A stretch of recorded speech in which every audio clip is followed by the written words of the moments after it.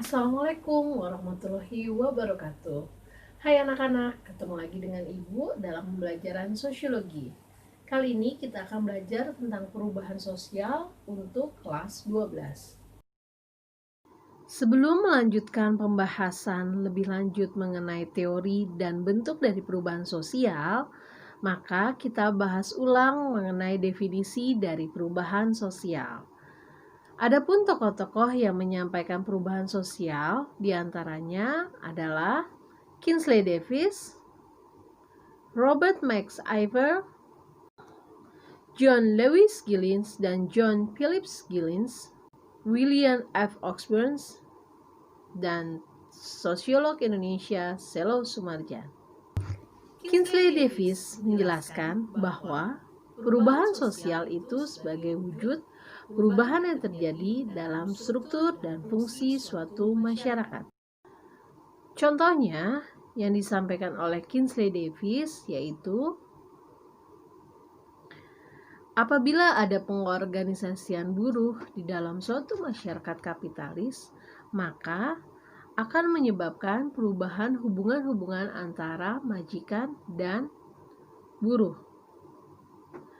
Nah, seterusnya akan menyebabkan perubahan pada struktur ekonomi dan politik pada masyarakat tersebut.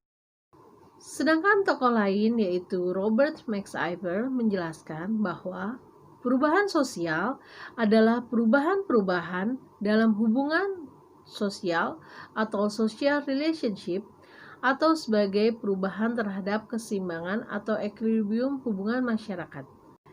Nah, dua tokoh John Lewis Giddens dan John Phillips Giddens menyatakan bahwa perubahan sosial adalah suatu variasi dari cara hidup yang diterima akibat adanya perubahan kondisi geografis, kebudayaan material, komposisi penduduk, ideologi, maupun karena adanya difusi dan penemuan baru dalam masyarakat. Nah, konsep yang disampaikan oleh John Lewis Giddens dan John Phillips Giddens ini akan menjelaskan faktor-faktor intern dan ekstern bagi perubahan sosial. Sedangkan salah satu tokoh sosiolog Indonesia yaitu Selo Sumarjan menyatakan bahwa perubahan sosial merujuk pada perubahan lembaga kemasyarakatan di dalam suatu masyarakat yang berpengaruh pada sistem sosialnya. Perubahan ini mencakup nilai-nilai, sikap, dan pola perilaku.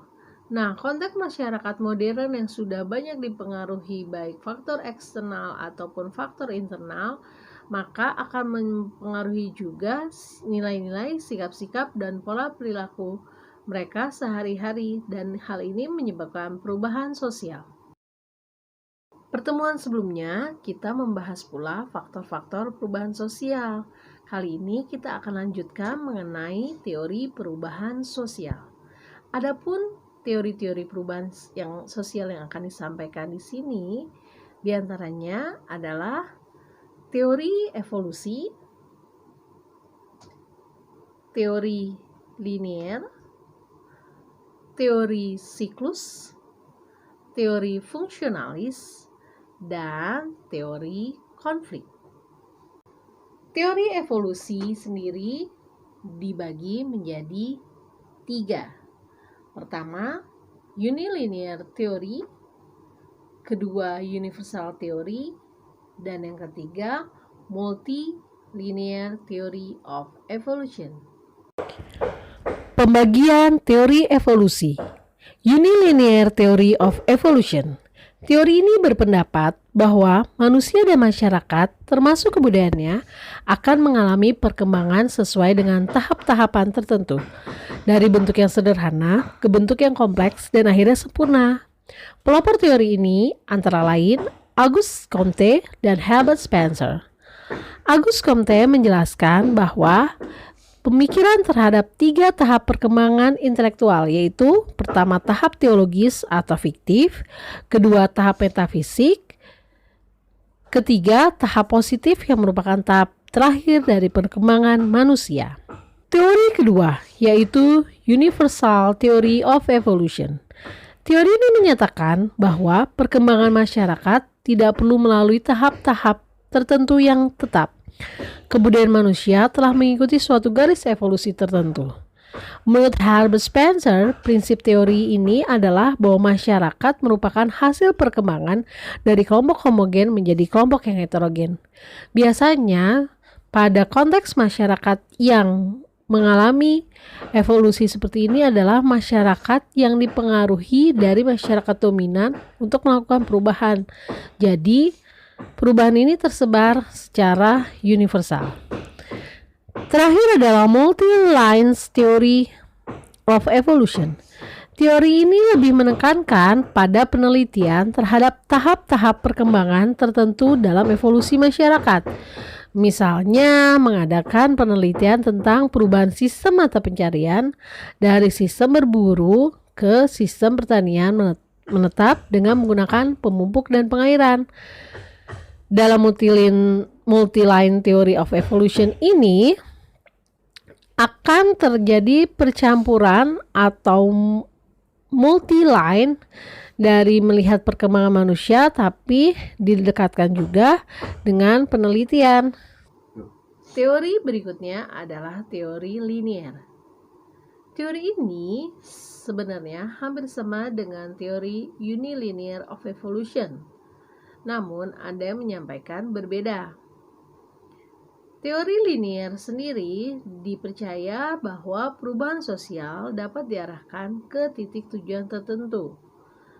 Teori ini beranggapan bahwa perubahan sosial yang terjadi memberikan kemajuan bagi masyarakat. Pada teori ini menjelaskan perubahan masyarakat dari primitif, tradisional, dan modern. Nah, diharapkan masyarakat berubah baik sikap, nilai, cara pandang yang awalnya sederhana menjadi lebih kompleks. Hal ini seperti yang ada dalam teori unilinear ya. Teori berikutnya adalah circle theory atau teori siklus.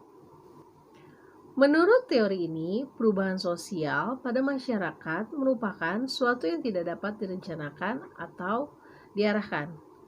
Teori ini juga beranggapan bahwa perubahan sosial bisa saja terjadi kembali atau berulang-ulang. Menurut pandangan seorang ahli filsafat Jerman bernama Oswald Spengler, menjelaskan setiap peradaban besar mengalami proses pertahapan, kelahiran, pertumbuhan, dan keruntuhan. Oswald dikenal dengan karyanya yang berjudul The Decline of the West atau Keruntuhan Dunia Barat. Sosiolog Rusia Pitirim Sorokin menjelaskan pula teori siklus dengan pengertian siklus 3 sistem kebudayaan yang berputar tanpa akhir, yang meliputi kebudayaan ideasional yang didasarkan oleh nilai-nilai dan kepercayaan terhadap unsur adikodrati atau supernatural, kebudayaan idealistis atau idealistic cultures, di mana kepercayaan terhadap unsur adikodrati dan rasionalitas berdasarkan fakta bergabung menciptakan masyarakat ideal, dan kebudayaan sensasi atau sensation culture, di mana sensasi merupakan tolak ukur dari kenyataan dan tujuan hidup. Jadi, pada teori siklus yang disampaikan oleh Pitirim Sorokin ini menjelaskan bahwa ada konteks perubahan masyarakat yang semula berpikir kepada unsur yang supernatural atau unsur gaib, kemudian berubah menjadi unsur yang lebih idealistik, yaitu kepercayaan pada suatu hal yang bersifatnya rasional, tapi juga kemudian berkembang menjadi kebudayaan sensasi yang saat ini menjadi booming, contohnya drakor. Nah, nanti kebudayaan ini juga akan berulang di waktu-waktu berikutnya. Teori perubahan sosial lainnya yaitu teori fungsionalis. Salah satu tokoh yang menggagas teori ini adalah Talcott Parsons.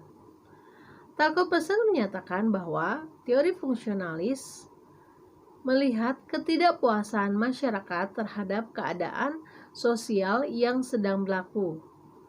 Nah, akhirnya menyebabkan ketidakpuasan yang dirasakan oleh anggota masyarakat. Sebagian masyarakat tidak menginginkan perubahan. Namun, apabila perubahan hanya diinginkan oleh minoritas dari masyarakat, maka perubahan sosial itu sendiri tidak akan terjadi. Maksudnya seperti apa? Jadi, ketika masyarakatnya ingin berubah, maka perubahan ini harus dilakukan oleh dominan dari masyarakat itu sendiri agar terjadinya keseimbangan. Tokoh lain yang menjelaskan perubahan sosial dalam sudut pandang teori fungsionalis adalah William F. Oxburns. William F. Oxburns menyatakan, unsur-unsur masyarakat berhubungan beberapa unsur bisa berubah sangat cepat sementara unsur yang lain berubah sangat lambat, yang kemudian akhirnya menyebabkan ketertinggalan budaya atau culture lag, yang mengakibatkan terjadinya kejutan sosial pada masyarakat. Perubahan benda-benda, budaya materi atau teknologi berubah lebih cepat daripada perubahan dalam budaya non-materi atau sistem dan struktur sosial. Nah, konteksnya seperti pembelajaran daring saat ini. Ketika masyarakat yang belum melek teknologi, mereka harus sesegera mungkin menerima, padahal mentalnya belum siap. Ini akan menyebabkan perubahan sosial yang terjadi di masyarakat. Teori berikutnya adalah teori konflik. Tokoh yang menggagas ini diantaranya adalah Karl Marx. Karl Marx sebagai pelopor dari teori konflik menjelaskan bahwa teori konflik terjadi akibat ada pertentangan antar kelas sosial, di mana kelompok yang lebih kuat cenderung mendominasi kelompok yang lemah. Bentuk-bentuk perubahan sosial. Perubahan berdasarkan waktu dibagi menjadi dua, perubahan lambat dan perubahan secara cepat. Perubahan lambat dikenal juga sebagai evolusi, yaitu perubahan-perubahan yang memerlukan waktu lama dan rentetan-rentetan perubahan kecil yang saling mengikuti. Ciri perubahan secara evolusi ini seakan perubahan itu tidak terjadi di masyarakat, berlangsung secara lambat dan umumnya tidak mengakibatkan disintegrasi kehidupan. Sedangkan perubahan sosial secara cepat disebut juga revolusi. Hal-hal yang mendasar bagi kehidupan masyarakat serta lembaga-lembaga kemasyarakatan dan biasanya menimbulkan disintegrasi dalam kehidupan sosial, ekonomi, dan politik. Pada perubahan secara cepat, biasanya harus memenuhi syarat-syarat. Yang pertama, harus adanya keinginan umum untuk mengadakan suatu perubahan, harus adanya seorang pemimpin. Kemudian pemimpin diharapkan dapat menampung keinginan-keinginan masyarakat dan kemudian dapat menegaskan dalam sebuah gerakan. Kemudian pemimpin juga harus dapat menunjukkan suatu tujuan pada masyarakat dan harus juga ada momentum di mana keadaan tersebut tepat dilaksanakan. Berikutnya, perubahan berdasarkan dampak dibagi menjadi dua, perubahan kecil dan perubahan besar. Perubahan kecil yaitu perubahan yang terjadi pada unsur-unsur struktur sosial yang tidak membawa pengaruh langsung bagi masyarakat karena tidak berpengaruh terhadap berbagai aspek kehidupan dan lembaga kemasyarakatan. Contohnya seperti perubahan gaya berpakaian. Terjadi perubahan sosial namun tidak terlalu berdampak langsung pada masyarakat karena masyarakat masih ada pilihan untuk mengikuti atau tidak.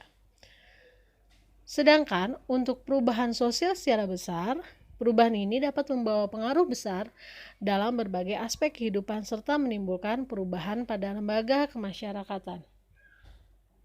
Contohnya, adanya modernisasi dan industrialisasi mengakibatkan perubahan secara besar di dalam masyarakat sehingga masyarakat tersebut beralih dari yang semula menggunakan tenaga manusia menjadi tenaga mesin. Berikutnya, perubahan berdasarkan proses. Perubahan sosial yang direncanakan, perubahan yang tidak direncanakan. Perubahan yang direncanakan merupakan perubahan yang diperkirakan atau direncanakan terlebih dahulu oleh pihak-pihak yang mengadakan perubahan tersebut. Yang seseorang yang melakukan perubahan tersebut biasanya mendapatkan kepercayaan masyarakat sebagai pemimpin dari suatu atau lebih lembaga-lembaga dan dikatakan sebagai agent of change. Nah, biasanya cara-cara untuk mempengaruhi masyarakat dengan sistem yang teratur dan direncanakan disebut dengan rekayasa sosial atau biasanya disebut dengan perencanaan sosial. Kalian pernah dengar tentang program KB? Itu adalah salah satu perubahan sosial yang direncanakan. Berikutnya adalah perubahan sosial yang tidak direncanakan. Nah, perubahan yang tidak direncanakan ini terjadi ketika berlangsung tanpa rencana oleh masyarakat dan di luar dari jangkauan pengawasan masyarakat. Nah, berdasarkan dampak positif negatifnya, ada juga perubahan secara progres dan perubahan secara regres.